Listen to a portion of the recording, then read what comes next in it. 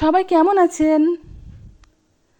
আজকে সন্ধ্যার সময় কী নাস্তা বানাবো বুঝেই পাচ্ছি না। মাথার মধ্যে একটা বুদ্ধি খেলে গেল। একটু সামান্য ময়দা ছিল, ময়দা আবার ডিম ছিল। ডিমটা দিয়ে ময়দাটা দিয়ে ভালো করে মাখিয়ে নিলাম। এরপর গুঁড়ো দুধ দিলাম, দিলাম একটু সামান্য তেল, সামান্য লবণ, সব কিছু মিশিয়ে আমি এটাকে 30 মিনিটের জন্য রেখে দিয়েছিলাম। তারপরে দেখুন সুন্দর করে গোল গোল গোল গোল করে আমি রুটি বানিয়ে নিচ্ছি। আমার রুটি বানানোটা ঠিক গোল হয়েছে কি না বুঝতে পারছি না, কিন্তু দেখতে গোল গোলই লাগছে। যাই হোক, এটা আমি সুন্দর করে চাকু দিয়ে পিস পিস করে কেটে নিলাম। কাটতে কাটতে মনে হচ্ছে কাটাটা ঠিক হচ্ছে নাকি, একবার এদিকে যাচ্ছে একবার ওদিকে যাচ্ছে, ঠিক বুঝতে পারছি না।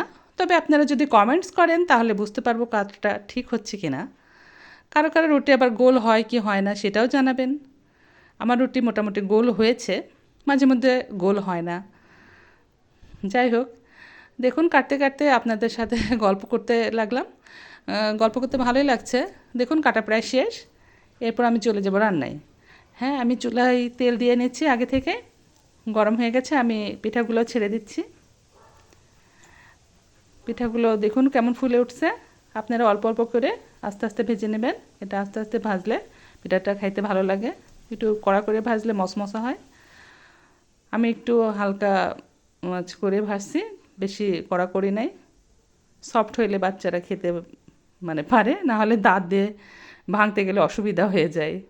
শক্ত আবার বাচ্চারা খেতে পারে না। যাই হোক, বেশি বকবক করব না, আপনাদের সময় নষ্ট করব না। আমার ভিডিওটা দেখতে থাকুন। ভালোই লাগছে। এগুলো এখন লাল লাল করে ভাজবো, দেখতে আরও ভালো লাগবে। শেষ পর্যন্ত দেখতে থাকবেন, ভিডিওটা কিন্তু স্কিপ করবেন না।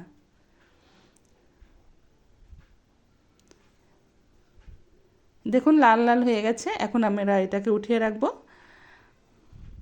ভাজা শেষ। আপনারা বাসায় অবশ্যই ট্রাই করবেন, এটা কিন্তু খেতে খুবই টেস্টি। আমি কিন্তু আরেকটা কাজ করেছিলাম, সেটা স্কিপ করেছি। এটা আমি চিনি দিয়ে ভালো করে খুরমার মতো করে এটা মাখিয়ে সুন্দর করে বয়ামে ভরে রেখেছি। এটা অনেক দিন যাবত খাওয়া যায়। আপনারা অবশ্যই ট্রাই করবেন। ধন্যবাদ সবাইকে।